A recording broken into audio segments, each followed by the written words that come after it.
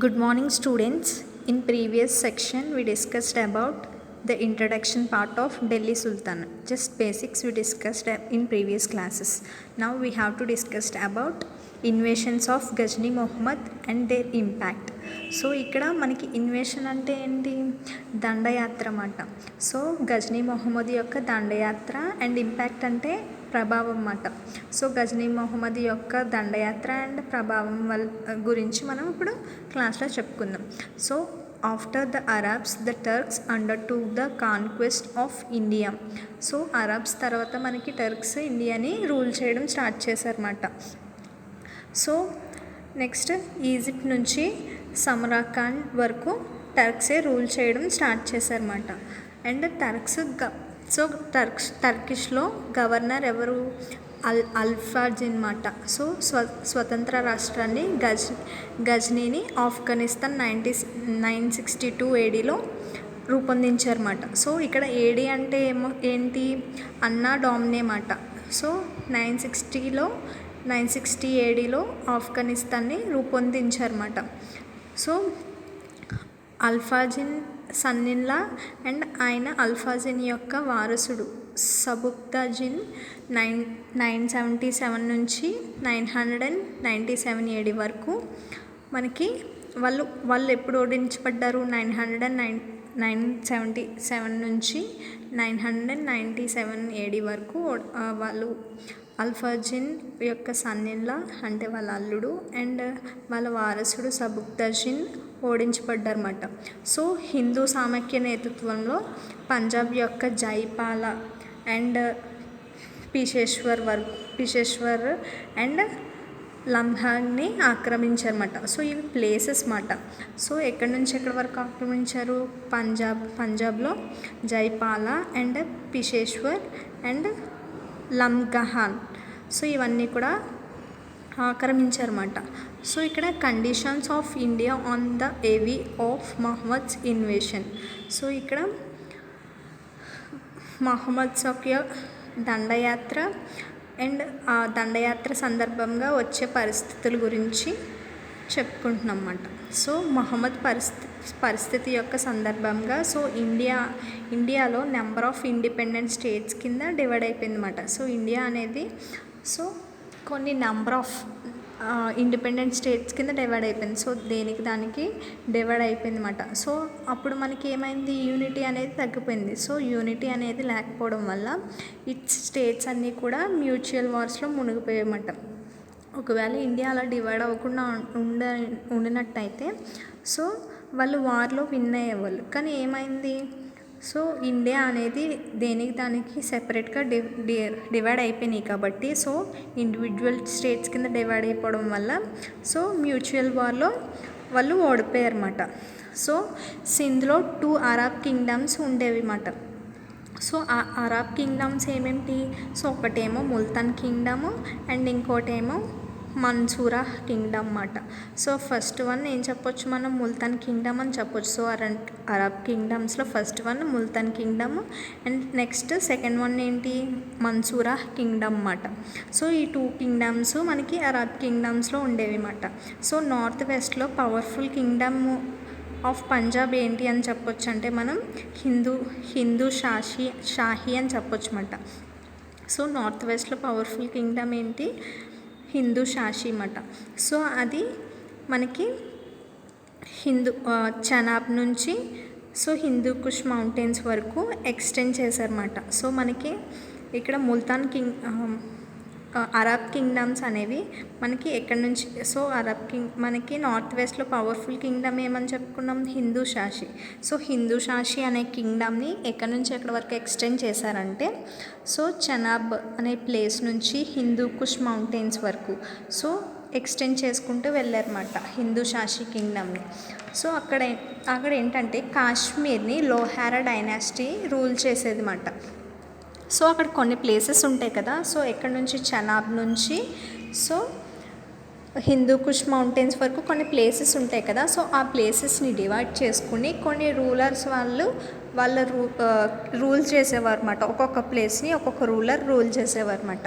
So first కాశ్మీర్ని ఎవరు rule చేసేవారంటే Lohara dynasty, అంటే లోహారా కింగ్డమ్ అనేది సో రూల్ చేసేదన్నమాట. సో దాంట్లో కింగ్ ఎవరు, లోహారీ డైనాసిటీలో రూలర్ ఎవరు, సంగ్రామ్ రాజా. సో సంగ్రామ్ రాజా అనేవాడు మనకి లోహారా డైనాసిటీకి రూలర్, అంటే కింగ్ అన్నమాట. సో ఆయన కాశ్మీర్ని రూల్ చేసేవారు అనమాట. And next Kannauj. So Kannauj అనే ప్లేస్ని రాజ్యపాల డైనాసిటీ రూల్ చేసేదన్నమాట. సో దానికి కింగ్ ఎవరు, సో రూలర్ ఎవరంటే గుర్జారా ప్రతిహార అన్నమాట. సో మనకి కాంజ్ అనే ప్లేస్ని మనకి రాజ్యపాల డైనాసిటీ రూల్ చేసేదన్నమాట. సో దానికి రూలర్ ఎవరంటే గుర్జారా ప్రతిహార అన్నమాట. సో ఆయన కాంజ్ని రూల్ చేసేవారు. అండ్ నెక్స్ట్ నెక్స్ట్ బెంగాల్ అనే ప్లేస్ని మనకి మహిపాల డైనాసిటీ రూల్ చేసేదన్నమాట. సో మహిపాలలో కింగ్ ఎవరంటే సో పాల అన్నమాట. మహిపాల డైనాసిటీకి పేరు ఎలా వచ్చింది, సో ఆయన రూలర్. సో మహిపాలకి డైనాసిటీకి రూలర్ పాల కాబట్టి సో దానికి మహిపాల డైనాసిటీ అని పేరు పెట్టారన్నమాట. సో పాల మనకి బెంగాల్ని రూల్ చేసేవాడు అనమాట. అండ్ నెక్స్ట్ మాల్వా అనే ప్లేస్ని పరమార భోజా ద్వారా పాలించబడింది అన్నమాట. సో ఉజ్జయిన్ రాజధానిగా ఉండి సో మాల్వా అనే ప్లేస్ని రూల్ చేయడం స్టార్ట్ చేశారన్నమాట. అండ్ నెక్స్ట్ సో గుజరాత్ ప్లేస్ని భీమా రూల్ చేసేవాడనమాట.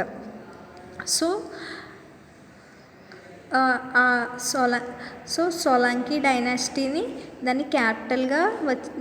సోలంకి డైనాసిటీ అన్నమాట. సో గుజరాత్ని రూల్ చేసింది సోలంకి డైనాసిటీ.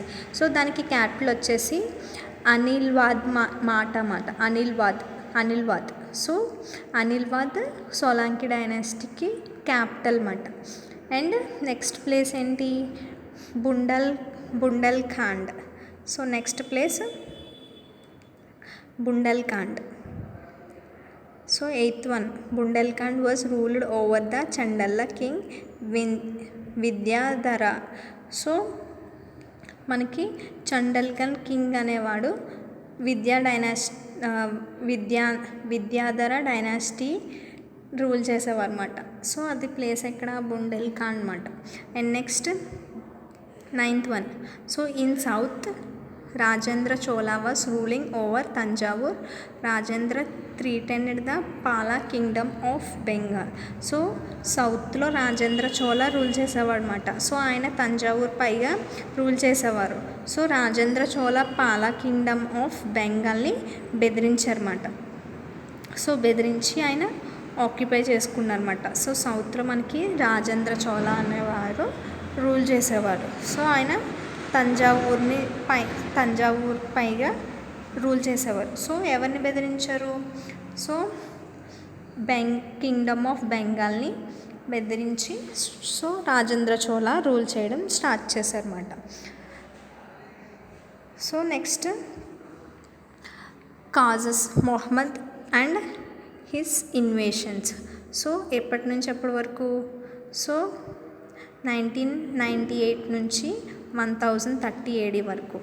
సో దండయాత్ర అనేది ఆయన చేశారన్నమాట. ఎప్పటి నుంచి ఎప్పటి వరకు, 1998 AD నుంచి 1030 AD వరకు దండయాత్ర అనేది చేశాడనమాట. సో మొహమ్మద్ చాలా శక్తివంతమైన విజేత అన్నమాట.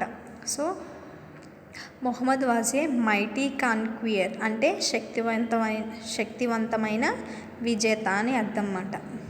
So and a fierce and fanatical Muslim and a greedy fellow. So ఆయన ఒక భయంకరమైన అండ్ మతోన్మాది ముస్లిం అన్నమాట. సో ఆయనకి సో వాళ్ళ రిలీజియన్ అంటే వాళ్ళ రిలీజియన్ వాళ్ళే చూసేవారు అన్నమాట, మతోన్మాదం ముస్లిం అన్నమాట. And the Khalifa recognised his sovereignty and conferred on him the titles Yamin Uddollah and Amin ul Mullah. So so ఖలీఫా అతనికి సార్వభౌమత్వాన్ని గుర్తించి సో అతనికి కొన్ని బిరుదులు అనేవి ఇచ్చారన్నమాట. సో ఆ బిరుదుల నేమ్స్ ఏంటి? యామిన్ ఉడ్ దౌలా అండ్ ఆమిన్ ఉల్ ముల్లాహ్. సో ఈ రెండు కూడా మనకి ఎవరికి ఇచ్చిన బిరుదులు ఇవి? మొహమ్మద్కి. సో మొహమ్మద్కి మనకి 2 బిరుదులు అనేవి ఇచ్చారన్నమాట. సో ఒకటి యామిన్ ఉడ్ దౌలా అండ్ ఇంకొకటి ఆమిన్ ఉల్ ముల్లాహ్ అన్నమాట. సో అతనికి టైటిల్ కూడా ఇచ్చారన్నమాట. సో టైటిల్ అనేది ఎజ్యూమ్ చేశారన్నమాట. సో ఆ టైటిల్ ఏంటి? సుల్తాన్. సో మొహమ్మద్కి సుల్తాన్ అనే టైటిల్ కూడా ఇచ్చారన్నమాట. సో ఫస్ట్ ముస్లిం రూలర్ అలాంటి టైటిల్ ఎవరికి కలిగి ఉన్నారంటే, సో ఫస్ట్లో మనకి ముస్లిం రూలర్లో సో అలాంటి టైటిల్ కలిగి ఉన్న వ్యక్తి ఎవరంటే కోర్ట్ హిస్టోరియన్ ప్రకారం సో ఉడ్బీ మాట. సో కోర్ట్ యొక్క హిస్టోరియన్ ప్రకారం ఎవరికి ఉంది ఫస్ట్ ముస్లిం రూలర్లో ఆ బిరుదు? ఉడ్బీకి. సో ఆ ఉడ్బీ అనే ఆయన సో అతని పవిత్ర యుద్ధం చేయడానికి భాగస్వామ్యం ప్రతిజ్ఞ తీసుకున్నారన్నమాట. సో ఎప్పుడంటే ఆయన పట్టాభిషేకం జరిగిన రోజు అనమాట. సో ఇక్కడ కరోనేషన్ డే అంటే ఏంటి? పట్టాభిషేకం రోజు అనమాట. సో ఆయన పట్టాభిషేకం రోజున ప్రతిజ్ఞ అనేది తీసుకున్నారన్నమాట. సో ఉడ్బీ దగ్గర. So this is about Mohammad and his invasions అన్నమాట.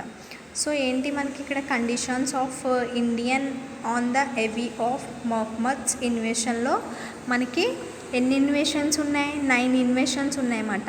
సో ఆ 9 ఇన్వేషన్స్ ఏంటి? ఒక్కొక్క ప్లేస్ని ఒక్కొక్క రూలర్ అనేవాడు మనకి రూల్ చేశాడనమాట. So first there were 2 Arab kingdoms in Sindh, one at Multan and other at Mansura. So మనం ఆల్రెడీ చూసుకున్నాం. సో ఇక్కడ మనకి అరబ్ కింగ్డమ్స్లో 2 కింగ్డమ్స్ ఉన్నాయని. సో ఒక దాని పేరు ముల్తాన్ కింగ్డమ్ అని, ఇంకో దాని పేరు మన్సూరా కింగ్డమ్ అని చెప్పేసి. సో ఇక్కడ నుంచి సెకండ్ పాయింట్ నుంచి మనకి ఏమేం ప్లేసెస్ని ఎవరెవరు రూల్ చేశారో అన్నది అందమాట. So first in the north west there was a powerful Hindu Shahi kingdom of Punjab. It was extended from Chenab to Hindu Kush mountains. Its capital was Wild Hind and Udabandapur. Jaipala and his son Anandapala were the prominent rulers of Punjab. So ఇక్కడ ఏంటి? North వెస్ట్లో powerful kingdom of Punjab ఏంటి అంటే మనకి హిందూ శాషి అన్నమాట. So అది మనకి ఎక్కడి నుంచి ఎక్కడి వరకు ఎక్స్టెండ్ చేశారన్నాను? సో చెనాబ్ నుంచి హిందూ కుష్ వరకు ఎక్స్టెండ్ చేశారని చెప్పాను కదా. సో నెక్స్ట్ పాయింట్ ఏంటి? So Kashmir was ruled over by the Lohara dynasty. Sangram Raja was its ruler. So ఇక్కడ కాశ్మీర్ని ఎవరు రూల్ చేశారు? సో లోహారా డైనాసిటీ రూల్ చేసింది. సో లోహారా డైనాసిటీకి కింగ్ ఎవరు? సంగ్రామ్ రాజా అన్నమాట. సో సంగ్రామ్ రాజా అనేవారు కాశ్మీర్ని రూల్ చేశారన్నమాట. Next Kannauj was ruled over the Rajyapala the Gurjara Pratihara king. So ఇక్కడ ఏంటి? కనూజ్ని రాజపాల డైనాసిటీ రూల్ చేసింది అనమాట. సో దీంట్లో కింగ్ ఎవరు మనకి? గుర్జారా ప్రతిహార అన్నమాట. And next 5th point. So Bengal was ruled over by the Mahipala the Pala king. So ఇక్కడ మనకి బెంగాల్ని మహిపాల డైనాసిటీ రూల్ చేసింది అనమాట. సో దీంట్లో కింగ్ ఎవరు మనకి? పాలా అన్నమాట. And next Malwa. So 6th one ఏంటి? Malwa was ruled over by the Paramara king Bhoja with Ujjain has the capital. So ఇక్కడ మాల్వా అని పరమారా భోజా ద్వారా పాలించబడింది అన్నమాట. సో ఇక్కడ ఉజ్జయిన్ రాజధానిగా ఉంటుందన్నమాట. And next 7th one Gujarat was ruled over by the Bhishma of Solanki dynasty with Anhilwad as the capital. So ఇక్కడ మనకి గుజరాత్ని భీష్మా రూల్ చేసేవాడు అనమాట. సో ఆయనది సోలంకి డైనాసిటీ అండ్ దానికి క్యాపిటల్ వచ్చేసి అనిల్వాద్ మాట. అండ్ నెక్స్ట్ 8th వన్ ఏంటి? Bundelkhand was ruled over by the Chandella king Vidyadhara. So ఇక్కడ మనకి బుండెల్ఖండ్ని చండల్ కింగ్ రూల్ చేసేవాడు అనమాట. సో విద్యాధర డైనాసిటీ మాట అయింది. సో నెక్స్ట్ 9th పాయింట్ ఏంటి? In the south Rajendra Chola was ruling over the Thanjavur. Rajendra treated the Pala king of Bengal అన్నమాట. So ఇక్కడ మనకి సౌత్లో రాజేంద్ర చోళ రూల్ చేశారని చెప్పుకున్నాం కదా ఆల్రెడీ. సో ఎవరి మీద ఓడించారు, ఎవరిని ఓడించారు ఈయన? సో కింగ్డమ్ ఆఫ్ బెంగాల్ని ఓడించి సో రాజేంద్ర చోళ అనేది సౌత్ని రూల్ చేశాడు అనమాట. So this is about invasions of గాజీ మొహమ్మద్. సో మనం నెక్స్ట్ క్లాస్లో causes for Mohammad's invasions of India discuss చేసుకుంటున్నాం. Thank you.